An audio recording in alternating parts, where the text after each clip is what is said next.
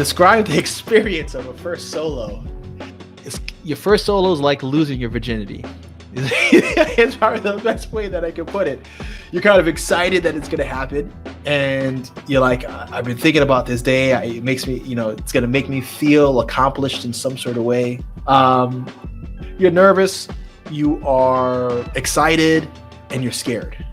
On your first solo, you're expected to do 3 takeoffs and 3 landings to a full stop, meaning you go all the way back to square one instead of doing like what's called a touch and go, where you literally touch the surface, power up, and take off again. After that point, hopefully everything went well. Your instructor will sign you off as cleared to fly that particular aircraft type solo, and what your restrictions are.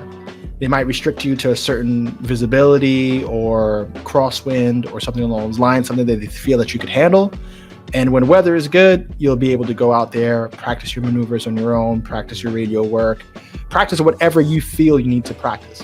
Because part of your flight training is actually getting yourself to meet all the minimum requirements. So some of those minimum requirements are time. Some of it is like type of flight, and whether it's daytime, nighttime, cross-country planning, and solo time, instructor time. So it's mostly time related. You're going to need to hit those time milestones, right? So while you're trying to hit those time milestones, you should be training on the things that you're more or less weak at, whatever the maneuvers are, whether it's steep turns around a point, those sort of things. But yeah, that's pretty much your first solo.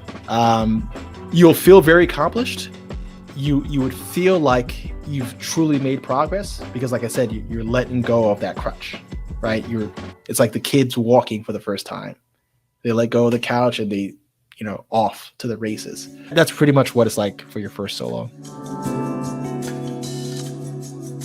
My recommendation to all people who tell me, hey, I'm thinking about getting my private pilot's license, it's like, do your ground school, get a simulator, and get ahead of the curve, because that's probably going to save you easily 30 hours of flight time, just being able to practice.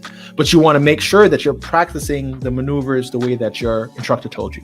So I wouldn't encourage you to try to do things on your own, because you're not going to know if you're doing it right or not in the flight simulator. So make sure you do it to the standards of the flight instructor, which is to the standards of the FAA. The standard that the tester is going to hold you to. That's also the standard that your instructor is going to try to hold you to.